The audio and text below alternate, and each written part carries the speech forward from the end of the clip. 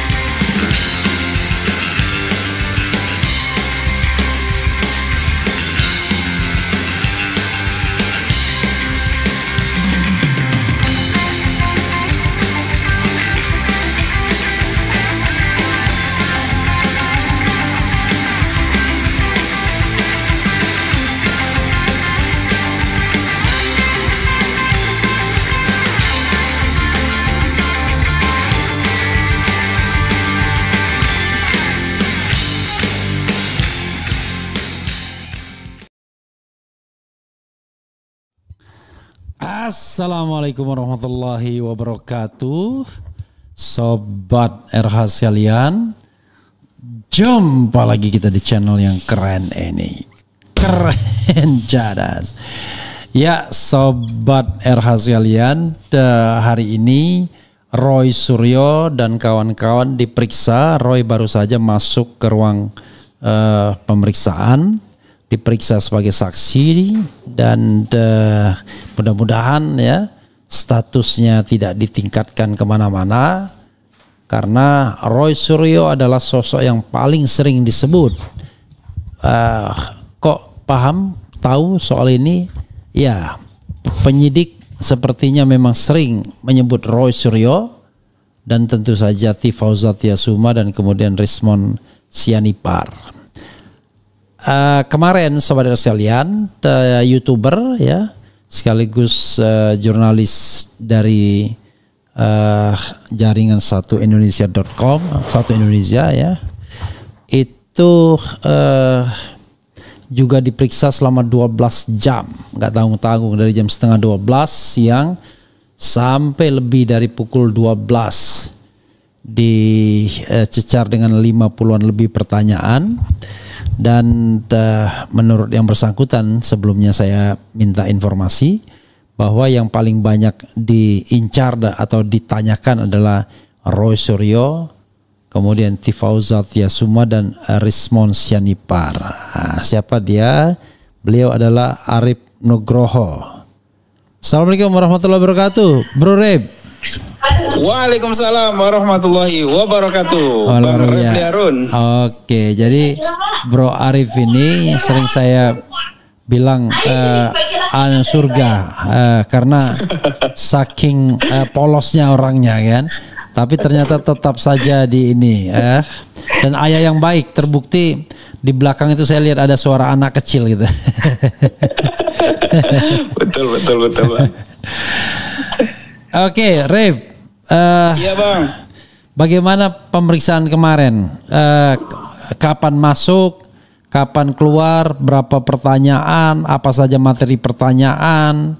Dan apa kaitannya dengan Roy, Tifa dan Rismon ya? Dan lain sebagainya. Silakan.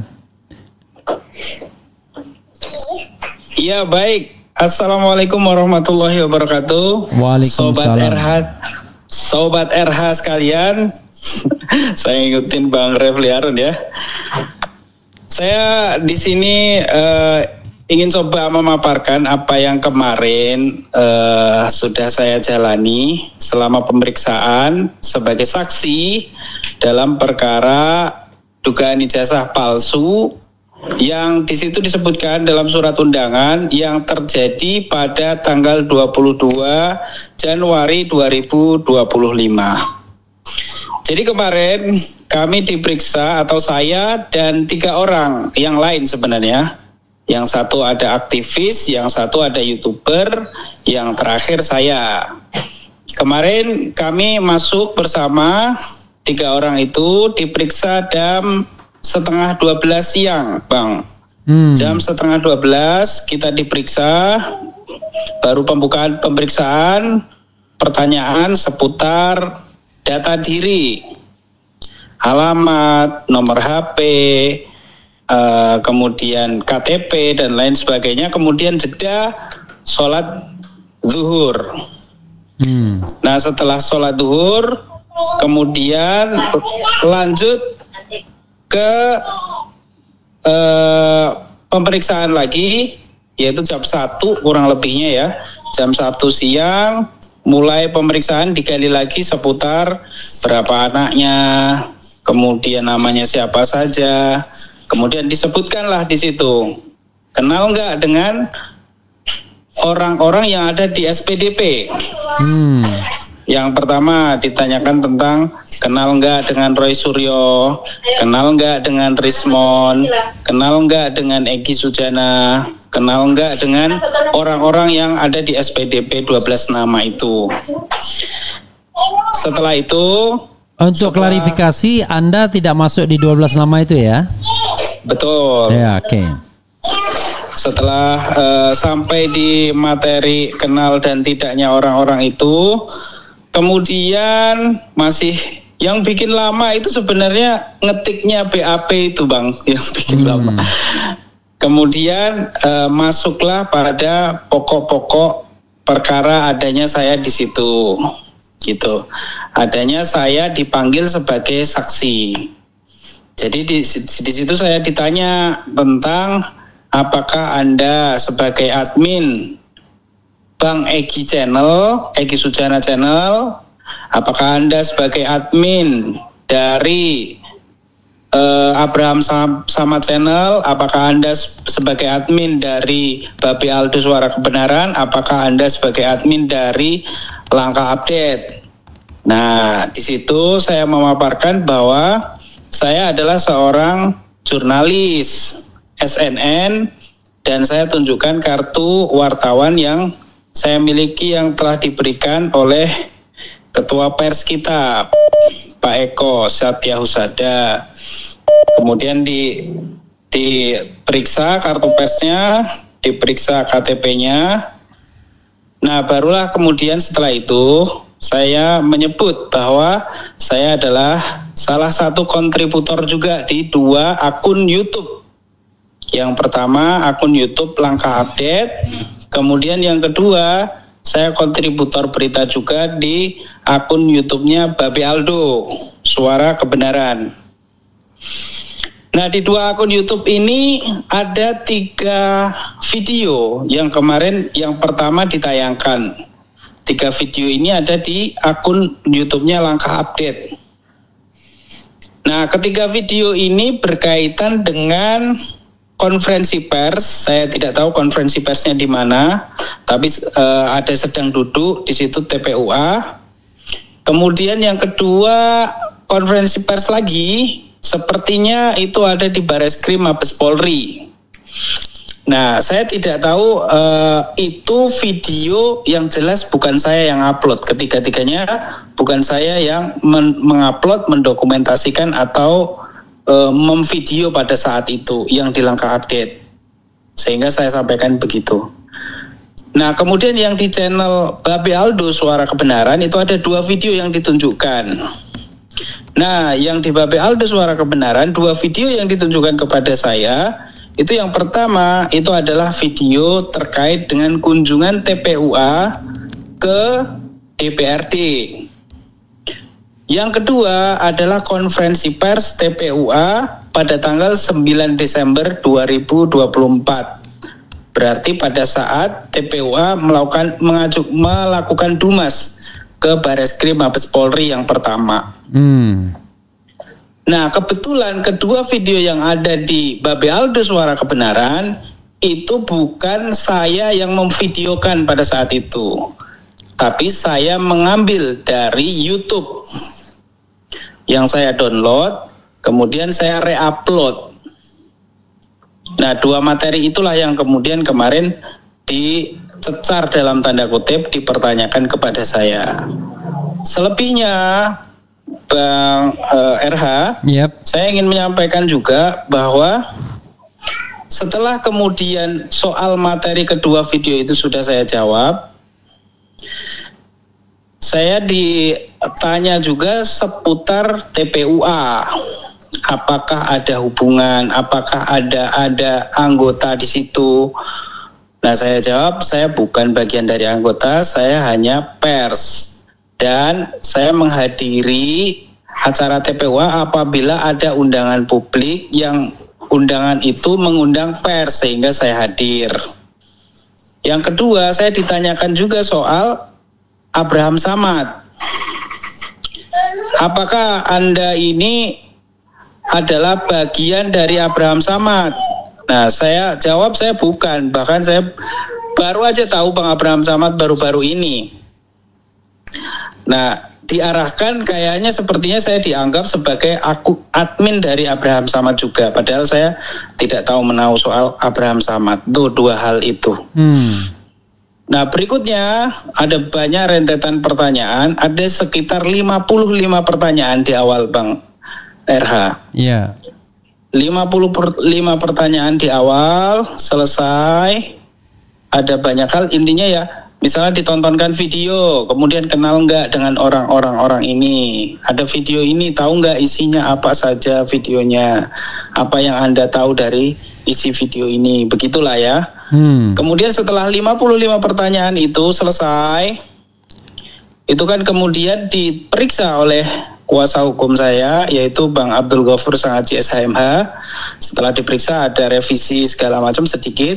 Setelah selesai diperiksa, kemudian di-print. Sudah selesai di-print, saya tanda tangan kan. Ada 24 lembar, 24 bendel ya. Dari awalnya itu ada sekitar 20 lebih lah ya, satu BAP itu 20 lembar lebih. Nah, itu saya tanda tangan paraf satu-satu, selesai. Nah, pada pukul 11 sekitar jam 11.30 sudah selesai, itu saya sudah keluar. Namun kemudian saat saya di luar dipanggil lagi lah oleh penyidik. Dipanggil lagi oleh penyidik. Kemudian saat saya dipanggil masuk ke dalam, kata penyidik ada yang kurang. Apa yang kurang? Yang kurang adalah saya ditunjukkan 37 link, Bang RH. Ada 37 link yang ada di dalam BAP tersebut.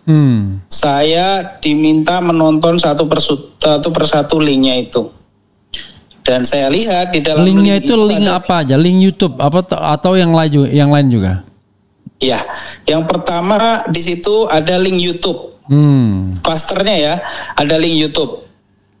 Link YouTube yang saya lihat di situ ada link YouTube dari Rismon Sianipar, yaitu Bali G Academy. Kemudian ada link YouTube Diskursus.net. Kemudian yang ketiga ada link YouTube Sentana TV. Yang keempat ada link YouTube iNews. Yang kelima ada link YouTube merdeka.com. Kemudian saya lihat juga ini ada satu lagi, sepertinya ada Kompas, link YouTube Kompas juga ada di situ. Nah, itu klaster pertama, klaster link YouTube ya. Kemudian yang kedua adalah klaster X atau media sosial X yang dulu adalah Twitter. Nah, kalau klaster yang media sosial X ini, saya lihat di situ hanya ada X atau status dari Dr. Tifauzia Tiasuma, Dr. Tifa. Kurang lebih ada sekitar 3 atau 4 link X dari Dr. Tifa. Kemudian ada juga situs berita. Saya lupa tapi situs beritanya apakah ini CNN atau apa, tapi ada satu situs berita di situ. Nah, itulah yang kemudian ditunjukkan semuanya 37 link itu kepada saya. Dan oh ya, mohon maaf tadi untuk YouTube masih ada langkah update sama Babe Aldo. Nah, kemudian saya diperlihatkan itu, Anda tahu nggak tentang ini, tentang ini, tentang ini? Yang saya tahu cuman 2 link, 2 video yang terupload di Babe Aldo Suara Kebenaran itu. Sehingga itu akhirnya kemudian BAP-nya ditambahin lagi lah. Dari 55 pertanyaan menjadi sekitar 56 atau 57 pertanyaan. Intinya dia ngeprint sekitar 4 lembar lagi. Jadi harus tanda tangan lagi, kita nunggu print-printnya lagi, sehingga baru selesai kita keluar dari ruangan BAP itu sekitar jam 12 lebih. Gitu. Jam 12 malam, pukul 00. 12 malam. 12.00 lebih, hampir jam 12:30. Dan begitu kita keluar, ternyata di luar kita bertemu dengan Bang Bahar. Bang Bahar ini adalah salah satu pengacara yang saat itu kliennya, yaitu Pak Sunarto, sedang di BAP juga. Beliau sebagai YouTuber di sini dan sebagai saksi yang ternyata Pak Sunarto ini masih belum selesai. Padahal sama BAP-nya. masuknya. Padahal sama kita masuknya jam 11:30. Tapi jam 12 lebih itu masih belum selesai dan saya tidak tahu dia selesainya sampai kapan. Karena menurut info dari Bang Bahar, dari BAP-nya Pak Sunarto itu ada 50 lembar BAP lebih katanya. Sehingga kalau itu 50 lembar BAP lebih, misalnya dikali 24 bendel saja, itu sudah berapa lembar itu? 24 rangkap. Ya, 24 rangkap. Nah, seperti itulah kira-kira perjalanan kemarin saat kami di BAP di Polda Metro Jaya, Bang RH. Oke, Rip, yang diperlihatkan dalam link yang 37 itu seputar apa aja? Dan apa kata kunci di sana yang paling sering disebutkan? Iya, kalau saya lihat di channel YouTube, itu yang saya lihat itu adalah gambarnya Pak Roy Suryo dan Dr. Rismon Sianipar.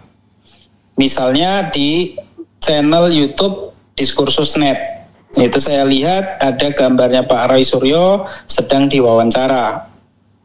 Ada di channel YouTube-nya Bang Abraham Samad, sama. Itu adalah gambarnya Pak Roy Suryo sedang diwawancara. Bukan gambar Roy Suryo yang sedang diwawancara.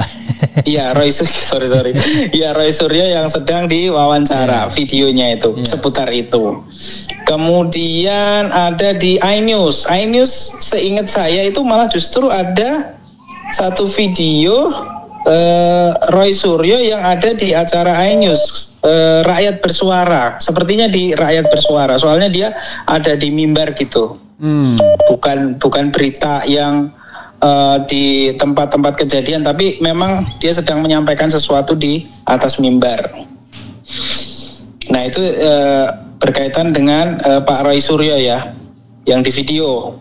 Kemudian yang Dr. Rismon tentu saja di video yang soal di channelnya sendiri, yaitu Baliga Academy, yang menjelaskan tentang ijazah.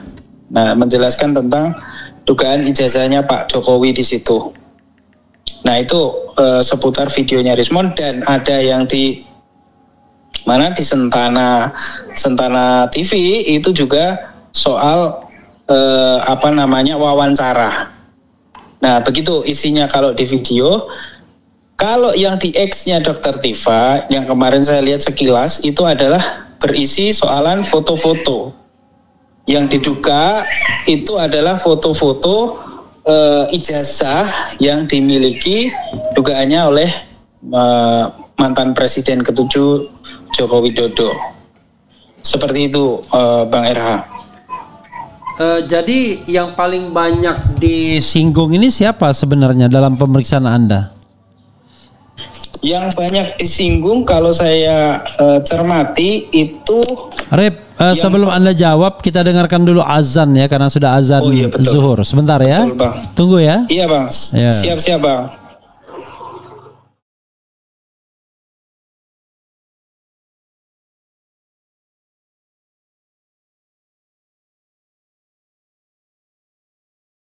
إن الله وملائكته يصلون على النبي يا أيها الذين آمنوا صلوا عليه وسلموا تسليما اللهم صل على سيدنا محمد وعلى آله وصحبه وسلم الله أكبر الله أكبر الله أكبر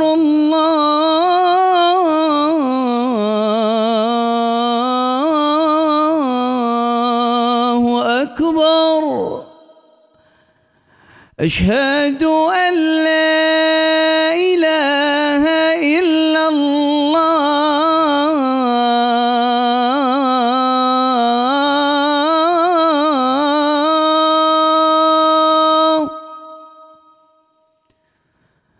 أشهد أن لا إله إلا الله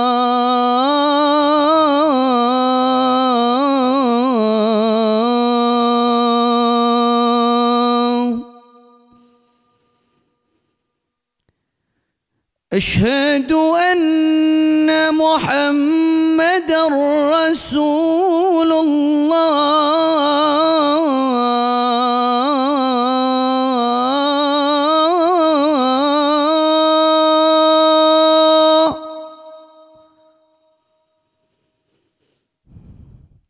أشهد أن محمدًا رسول الله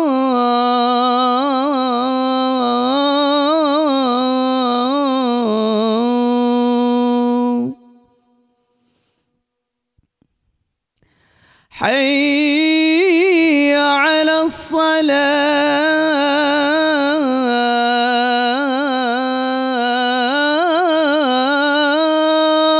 الصلاة حي على الصلاة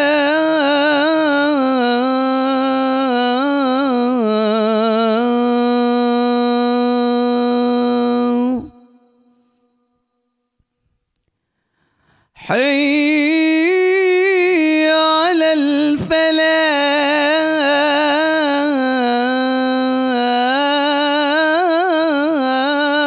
الفلاح حي على الفلاح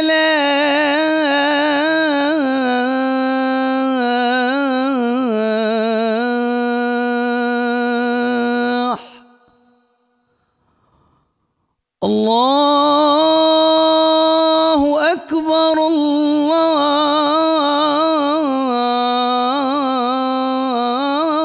الله أكبر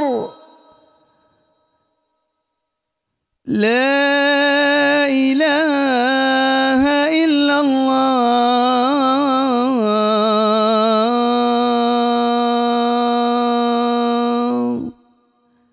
لا إله إلا الله محمد رسول الله صلى الله عليه وسلم اللهم رب هذه الدعوة التامة والصلاة القائمة آت سيدنا محمدا الوسيلة والفضيلة والشرف والدرجة العالية الرفيعة وابعثه مقاما محمودا الذي وعدته إنك لا تخلف الميعاد رب اغفر لي ولوالدي رب اغفر لي ولوالدي رب اغفر لي. Ya, sobat era sekalian, kita lanjutkan lagi ya setelah mendengarkan azan zuhur. Ref, masih di sana? Masih Bang. Oke, jadi tadi kan pertanyaan saya, siapa yang paling sering disinggung-singgung, disebut-sebut begitu ya? Karena kita tahu yang dilaporkan 12.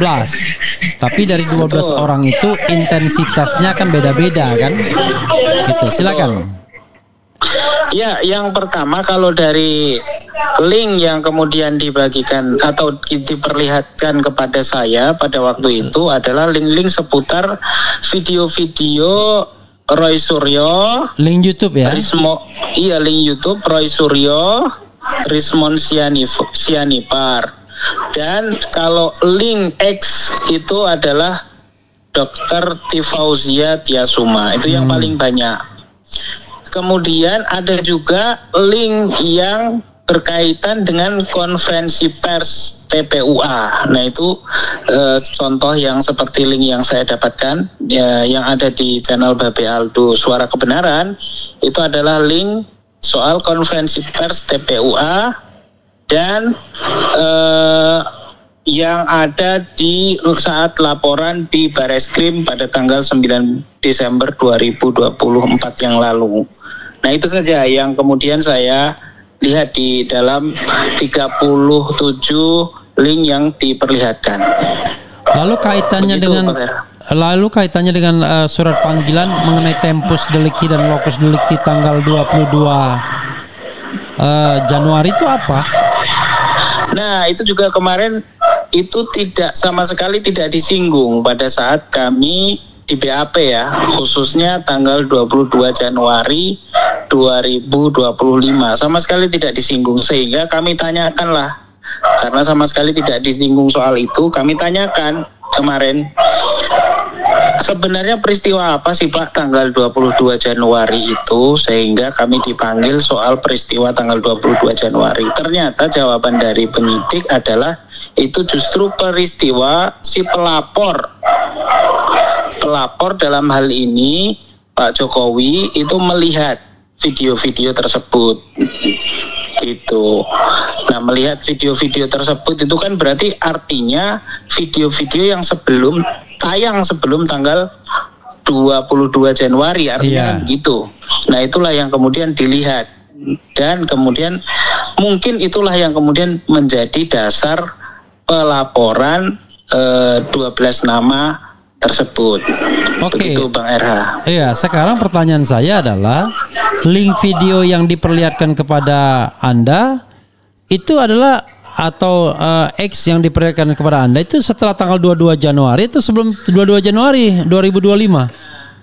Itu yang menarik Bang RH. Kemarin juga saya sempat diskusi itu dengan Bang Abdul Ghafur Sangaji. Kalau kemudian yang dimaksud oleh penyidik tanggal 22 Januari itu adalah video sebelumnya dalam hal ini, maka harusnya yang ditampilkan kepada kita itu kan video-video tahun lalu atau sebelum tanggal 22 Januari kan begitu. Iya. Tapi ternyata kalau yang saya lihat itu sebagian besar malah justru video-video setelah tanggal 22 Januari. Contoh misalnya video yang diperlihatkan kepada saya di Langkah Update. Itu video kalau tidak salah tanggal 10 Maret atau 10 April. Kemudian di channel Babe Aldo itu di tanggal 2 Maret.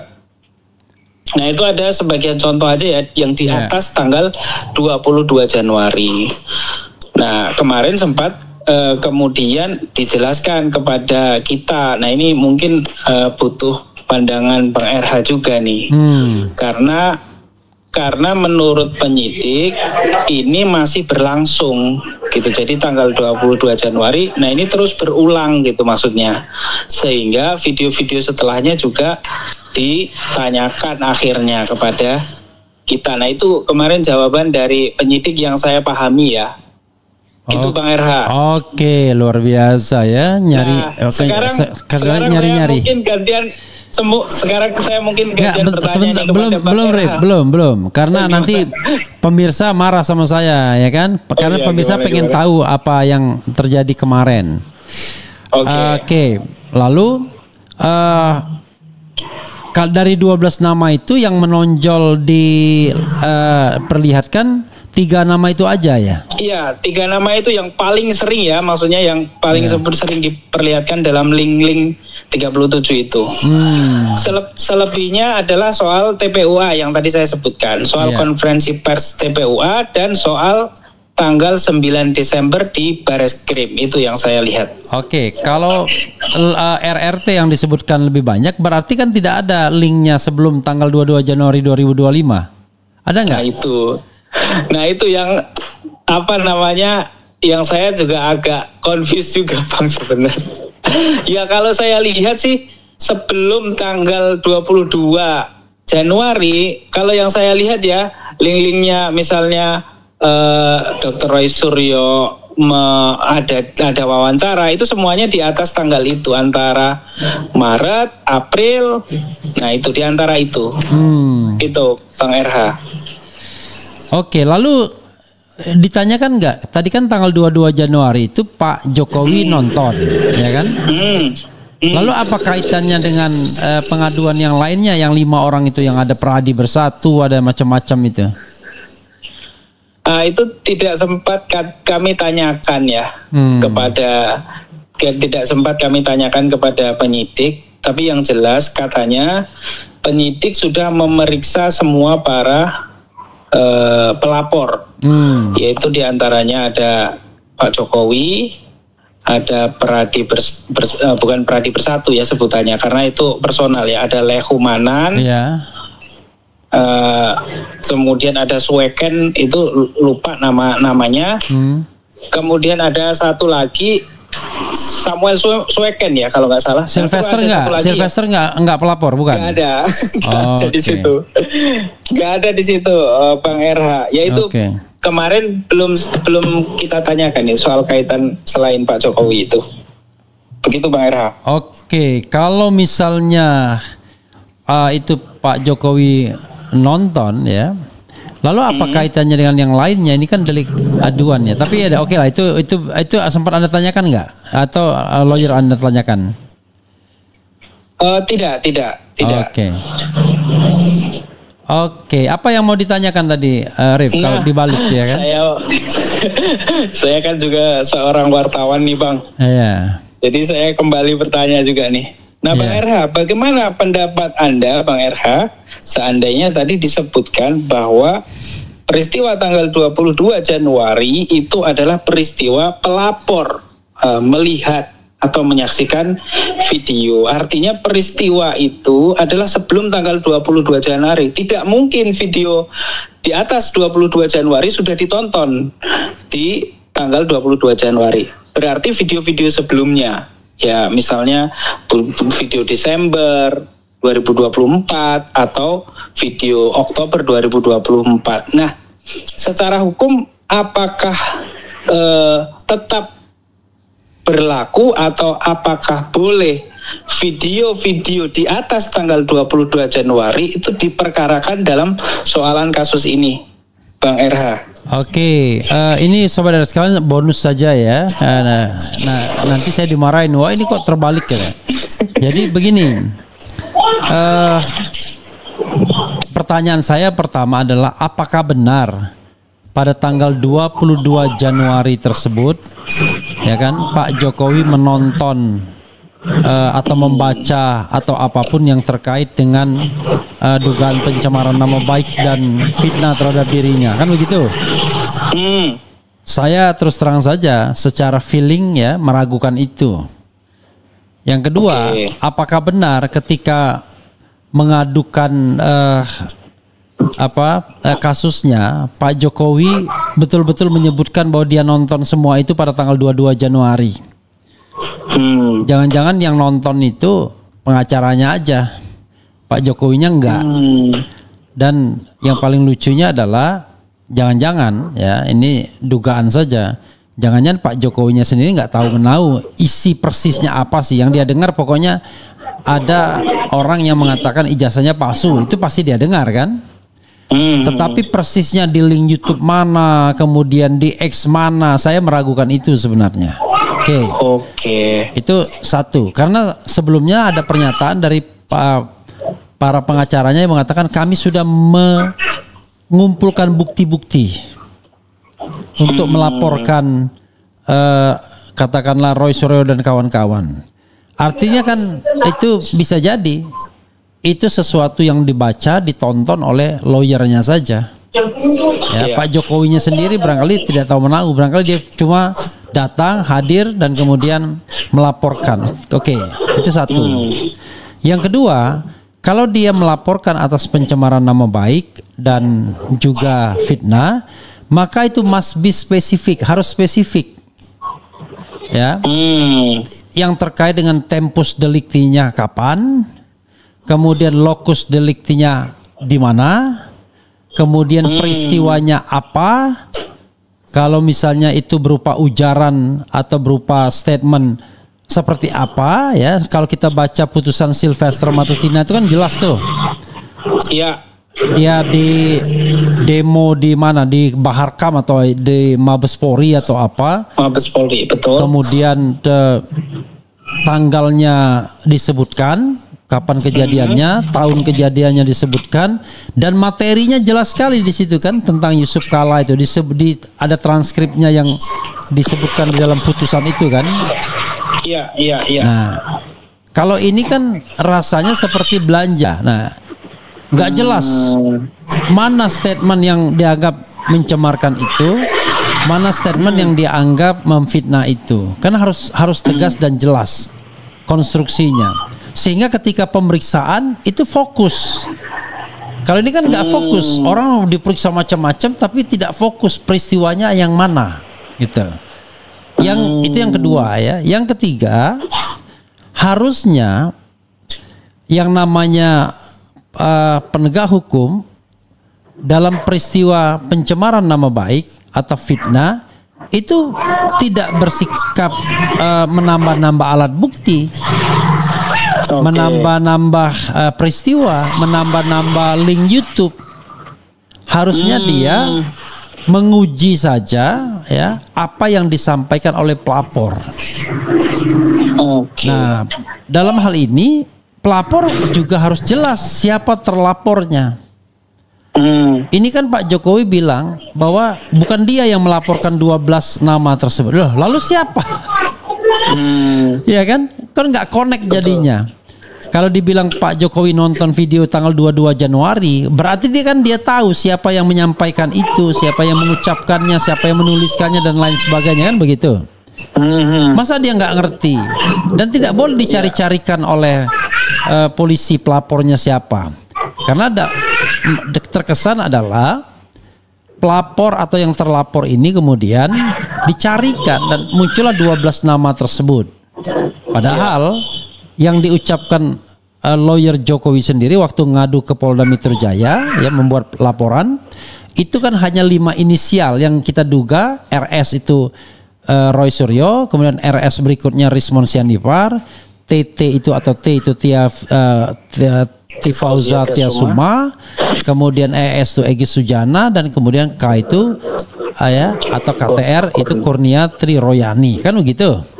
Tapi kok tiba-tiba ada nama-nama lain, ada Damai Hari Lubis, kemudian ada Rustam Effendi, ada Abraham Samad, ada Ian ya kan, ada Babe Aldo dan 12 nama lainnya ya.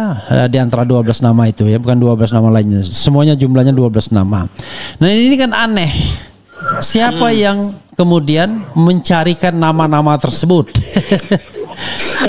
kan harus dari awal harus jelas itu. Ya. Siapa pelapornya, siapa yang dilaporkan, kapan kejadiannya, di mana kejadiannya, dan apa materi dari ujaran tulisan yang dianggap pencemaran atau fitnah tersebut. Kan begitu harusnya. Karena itu menurut saya proses yang berlangsung ini ya sudah tidak sesuai dengan prosedur, sesat menurut saya sudah. Dan harusnya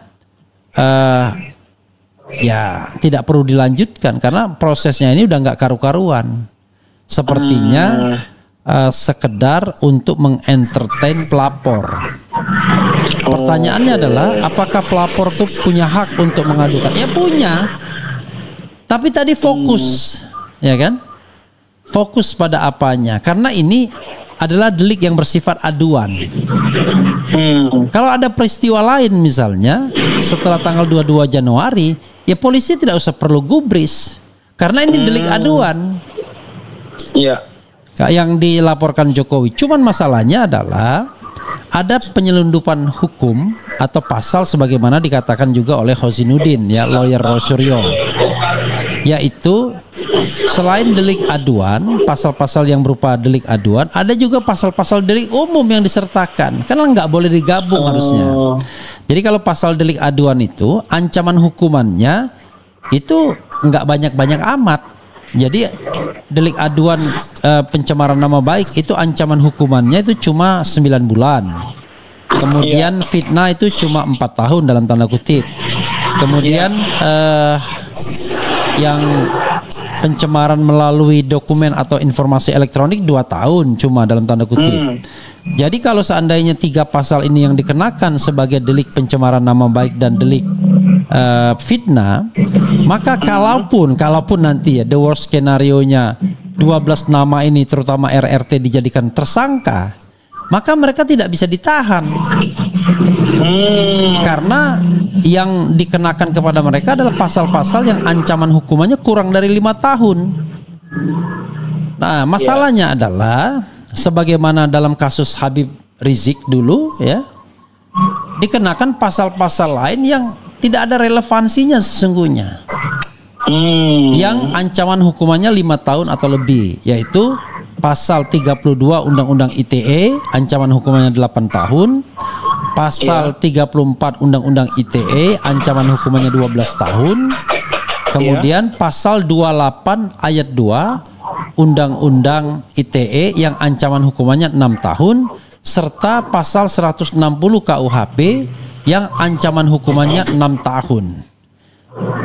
Nah, yang anehnya adalah ada pasal yang sengaja dikeluarkan, yang awalnya masuk, yaitu pasal menyebarkan berita bohong, pasal 28 ayat 3 Undang-Undang ITE yang sengaja dikeluarkan.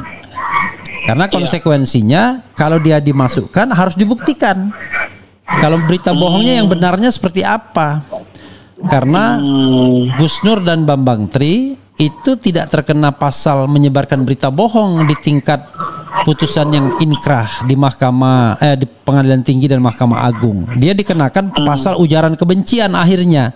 Padahal yang menjadi tuntutan awal adalah yang tuntutannya 10 tahun itu adalah Undang-Undang Nomor 1 1946, yaitu menyebarkan berita bohong, dan itu pasal itu akhirnya sudah dibatalkan oleh MK di kemudian hari. Begitu Rip, ya.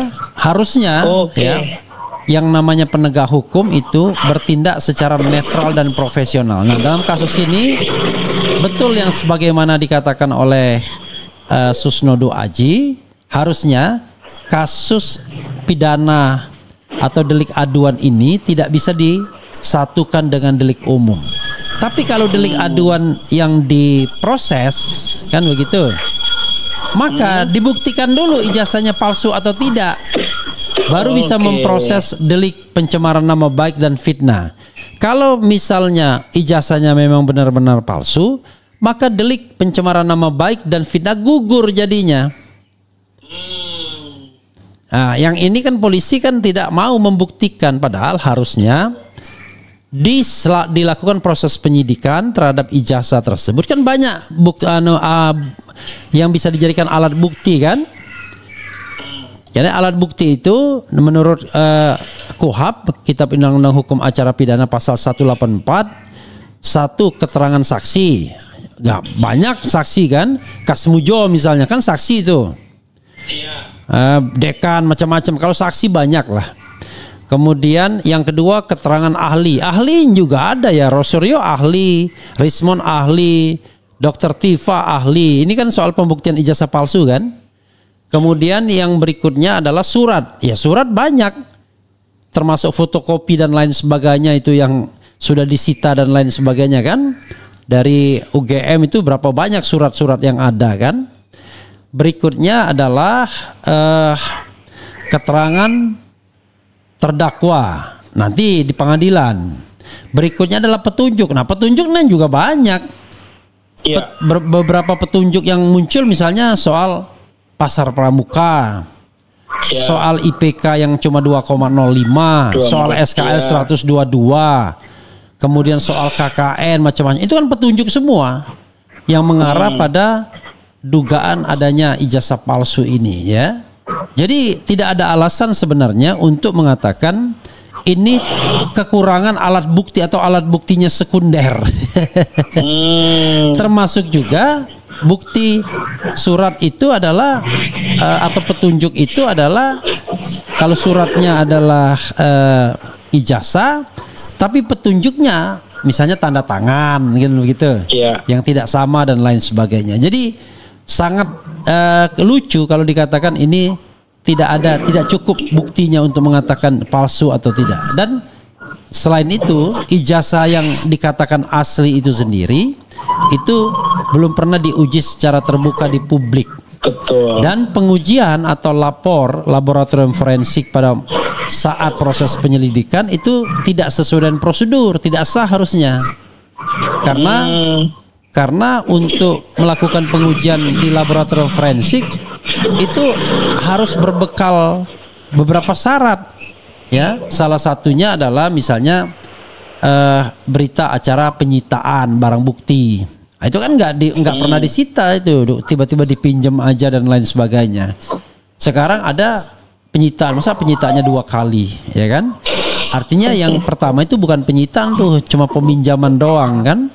Kemudian ada juga yang jelas laporan polisi. Laporan polisinya kan belum ada kemarin itu, cuma dibikin laporan informasi. Jadi syarat-syarat itu belum terpenuhi sesungguhnya, sehingga seharusnya ya penegak hukum berkonsentrasi dulu kepada pembuktian ada tidaknya ijazah itu atau palsu atau tidaknya ijazah tersebut. Begitu Arif, memenuhi keinginan Anda ya. Jangan dimarahin saya ARH Channel ya. Kalau wawancara wartawan ini begini, ditanya nanya balik dia. Saya mau menambahkan sedikit lagi. Oke, silakan. Ya, saya kemarin juga sempat menanyakan terkait, jadi ada di SPDP, di surat panggilan yang diberikan kepada saya itu 12 nama itu ada terakhir itu ada DKK, Bang. Iya. Nah, DKK itu kemarin sempat saya tanyakan, apa artinya DKK ini, Bang? Apakah masih akan ada yang dipanggil lagi untuk dimintai keterangan? Jawab Anda, jawab dia, mereka apa DKK itu? Masih ada kemungkinan, Mas, gitu kata dia. Nah, jadi oke, itu jawaban dia ya. Apalagi tambahan? Ya, jadi masih ada kemungkinan, Mas. Ya, ini masih bisa bertambah, masih juga dicukupkan. Kalau memang nanti butuh keterangannya ditambah ya masih bisa kita tambahkan. Itu yang pertama, Bang RH. Yang kedua, ini saya justru mengkhawatirkan ini, Bang RH. Sebagai seorang insan pers ya, yang kita nih bersama-sama nih yang mencoba untuk menghidupkan kebebasan berpendapat di tengah-tengah di ruang publik lah ya, sesuai dengan undang-undang pers juga. Jadi kalau kita perhatikan dari link-link itu kan banyak juga, justru sebagian besar itu adalah pers yang kemudian ditunjukkan kepada saya. Seperti contoh, misalnya Langkah Update, itu kan ada di bawah naungan SNN. Sentana TV, nah itu kan katanya ada persnya juga. iNews, kemudian ada merdeka.com, kemudian ada situs web juga. Nah, itu semua kan sebenarnya adalah hasil dari wawancara, dengar pendapat, mengumpulkan, mengolah informasi, kemudian menyampaikan ke publik. Artinya sebenarnya secara pers kan itu harusnya tidak ada masalah di situ. Tapi hari ini kita lihat itu saja masih dipersoalkan. Nah, saya khawatir nih, ini justru akan membungkam pers dalam hal ini untuk berbicara atau untuk menyiarkan soal dugaan ijazah palsu ini gitu, sehingga ini mencoba dugaannya itu membungkam supaya tidak ada yang ngomongin lagi soal ini, karena kalau ngomongin ini nanti ada dugaan atau ada kemungkinan nanti dipanggil ke Polda untuk dimintai keterangan soal hasil video, sebagaimana tadi yang saya jelaskan di awal, Bang, soal hasil video misalnya di Bareskrim, soal hasil video di DPRD, walaupun kebetulan saya tidak memvideokan langsung, tapi saya ditanya soal hasil video itu, gitu. Nah, saya mengkhawatirkan kalau ini terus seperti ini dan ada kemungkinan bertambah, ini saya khawatir nanti justru ini jadi upaya pembungkaman terhadap masyarakat, khususnya pers dalam hal ini, untuk jangan bermain-main atau jangan menyampaikan berita soalan dugaan ijazah palsu ini. Saya mengkhawatirkan seperti itu, Bang RH. Nah, mungkin Bang RH bisa memberikan pendapat juga soal ini, Bang RH. Oke, dua hal ya. Mengenai dan kawan-kawan itu makin menunjukkan bahwa penegak hukum mengentertain ya pelapor. Harusnya kalau dalam delik aduan laporan itu sudah disebutkan siapa terlapornya. Makanya saya katakan ini kan membingungkan, confusing. Kenapa? Karena antara delik umum dan delik aduan itu digabungkan jadi satu. Jadi kita tidak tahu mana yang umum, mana yang aduan di dalam proses pemeriksaannya, termasuk dalam proses pemanggilan saksi-saksinya. Karena kalau misalnya itu delik yang diadukan oleh Pak Jokowi, ya harusnya jelas siapa terlapornya. Gak bisa pakai dan kawan-kawan. Ini kan seolah-olah dikembangkan untuk mencari yang lainnya. Itu satu. Yang kedua adalah kalau memang saksi itu nggak ada masalah ya, Arif. Saksi itu bisa saja. Tetapi ada tetapinya. Kalau itu terkait dengan produk jurnalistik, harusnya komplainnya ke Dewan Pers. Komplain dulu ke Dewan Pers, nggak main ngadu-ngadu saja. Apa materi yang dia berkeberatan? Misalnya ada pernyataan apa, nanti didamaikan oleh Dewan Pers. Misalnya dihukum untuk memuat hak jawab, misalnya kan begitu. Betul. Dan lain sebagainya. Tetapi tidak boleh mengancam kebebasan pers.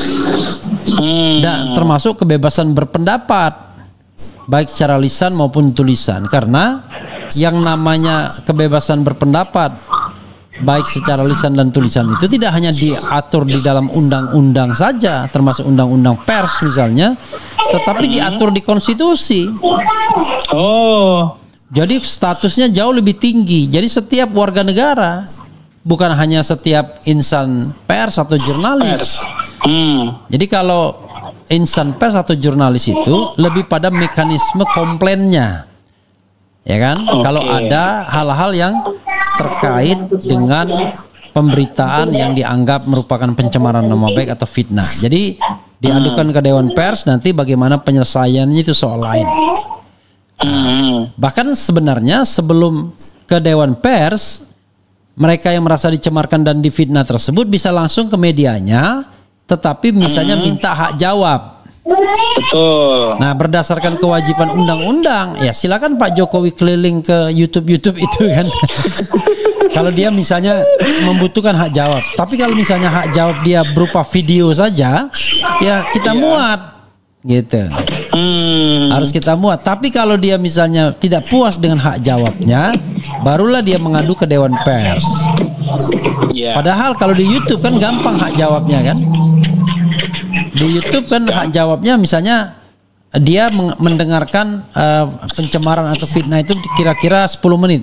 Hak jawabnya juga bisa 10 menit. Betul. Jadi nggak susah kan kalau di koran kan susah. Kalau di ini kan nggak susah. Oh kalau gitu saya minta pada pukul sekian. Asal jangan tahunnya asal jangan sama semua, harinya sama, jamnya sama, tahunnya sama, ya kan? Itu bisa kita layani, ya kan? Misalnya wah saya minta hari Selasa, bisa hari Selasa. Saya minta hari Selasa jam 1 siang, bisa, ya kan? Karena sebelumnya dimuat hari Selasa jam 1 siang kan begitu. Tahun 2025 saya mau minta hari Selasa jam 1 siang 2025. Asal jangan tanggalnya aja yang sama. Betul. Kalau tanggal kan nggak bisa ngulang kan? Iya kan udah nggak bisa ngulang kembali. Udah lewat. Tapi kalau hari dan jam yang sama serta tahun yang sama ya bisa. Waktu yang lama, waktu yang sama, misalnya waktu lamanya tayang. Jadi sebenarnya dalam demokrasi yang sudah diatur di dalam konstitusi, ya, sebagai insan yang beradab, ya harusnya kita menghargai konstitusi. Karena kalau misalnya semua orang berkeberatan terhadap katakanlah hal-hal yang terkait dengan jabatan-jabatan publik, enak banget jadi pejabat publik, ya kan? Betul. Bisa korupsi, bisa makan uang negara, bisa pakai ijazah palsu, apapun, tapi nggak boleh dipermasalahkan. Wah itu justru berbahaya bagi sebuah negara. Begitu, Rip. Ada lagi nggak? Oke. Udah cukup Bang. Kita jadi kebalik ini. Jadi sobat era sekalian, begitulah kalau sama Arif, ya kan? Oke, ya. Mudah-mudahan tidak ada pemanggilan kepada Anda, ya, apalagi dipanggil sebagai tersangka gitu. Tetapi ada nggak pesan-pesan bahwa Anda siap-siap dipanggil lagi nanti kalau dibutuhkan atau apa lagi? Iya, kalau soal itu sih kemarin juga terakhir pas kita pamit sih ada aja Bang. Ya nanti kalau kita perlu keterangan lagi nanti kita panggil lagi ya Bang. Oke. Ya Pak, itu. Oke. Silakan closing statement, Rip. Closing statement ya untuk para teman-teman yang menyiarkan atau mengabarkan atau mengumpulkan data, menyampaikan informasi yang memang dirasa itu adalah bukan bersifat private yang tidak boleh disiarkan. Menurut saya sesuai dengan apa yang disampaikan Bang RH tadi, setiap manusia punya kebebasan berekspresi, kebebasan menyampaikan pendapat, sehingga tidak boleh. Ada tambahan sedikit, tidak hanya menyampaikan pendapat, tapi juga mencari, mengumpulkan, mengolah dan menyampaikan informasi. Iya. Jadi itu dua. Jadi ada yang berpendapat, ada yang menyampaikan pendapat tersebut. Silakan, Rip. Iya, iya. Dan yang tadi mencari, mengolah dan menyampaikan informasi, termasuk tadi menyampaikan pendapat juga, dua hal itu sudah dijamin oleh undang-undang sehingga Undang-undang Dasar. Undang-undang Dasar sehingga itu tidak boleh siapapun menghalangi dalam hal ini selama tidak ada pihak yang merasa tersinggung. Dan bagi pihak yang merasa tersinggung apabila ada pendapat yang dirasa menyinggung pribadinya, ya silakan secara pribadi, sudah ada mekanismenya. Kalau di dalam pers sudah ada Dewan Pers yang kemudian mewadahi itu, atau kalau di YouTube bisa seperti tadi Bang RH sampaikan tadi di awal, ya bisa langsung saja kontak ke YouTube-nya, minta hak jawab. Kalau podcast ya bisa di podcast. Kalau misalnya podcast yang menyinggung 1 jam ya bisa juga dipersilahkan 1 jam untuk podcast di sana. Dan jangan sampai kemudian kita dihalangi atau kita menjadi takut untuk menyampaikan pendapat gara-gara adanya dugaan kasus ijazah palsu ini ya. Dan mudah-mudahan ini menjadi menjadi kritik internal lah buat negara kita, bahwa penegakan hukum dalam hal ini di negeri ini, seperti tadi yang disampaikan Bang RH, rasa-rasanya belum sesuai dengan apa yang kemudian disampaikan Pak Listio Sigit ya, presisi. Dan masih banyak hal yang kita rasa masih belum berkesesuaian dengan keadilan. Nah mungkin itu Bang RH yang bisa saya sampaikan. Oke, Arif Nugroho, terima kasih banyak ya. Mudah-mudahan semuanya berlangsung secara baik. Penegak hukum pun mau menegakkan hukum sebenar-benarnya, tidak mengentertain pihak manapun, menempatkan pada proporsi yang sesungguhnya. Makasih ya Arif ya. Wassalamualaikum warahmatullahi wabarakatuh. Waalaikumsalam warahmatullahi wabarakatuh, Bang RH. Ya, Sobat Era sekalian, itu dengan Arif Nugroho ya. Jadi Arif ini orang yang betul-betul mendedikasikan hidupnya saat ini sebagai YouTuber, sebagai seorang jurnalis. Dia berupaya membangun channelnya sendiri, tetapi dia juga berkontribusi dengan channel-channel lainnya. Nah, salah duanya ya, dua channel yang dia berkontribusi itu adalah channel Babe Aldo Suara Kebenaran dan satunya channel Langkah Update ya. Jadi sobat sekalian, mudah-mudahan penegakan hukum ini tidak mencari-cari kesalahan atau mencari-cari sebuah informasi yang sebenarnya tidak diadukan oleh katakanlah pelapor. Kalau dia misalnya menemukan ujaran baru dan lain sebagainya, silakan, tetapi jangan dilaporkan begitu saja. Harus menggunakan sebuah mekanisme yang beradab, yang penuh dengan keadaban, karena yang namanya menyampaikan informasi itu adalah hak yang dijamin oleh konstitusi. Kadang-kadang penegak hukum ini lupa bahwa konstitusi atau Undang-Undang Dasar 45 itu di atas undang-undang, termasuk Undang-Undang ITE dan KUHP. Begitu sobat era sekalian ya. Wassalamualaikum warahmatullahi wabarakatuh. Keren cadas.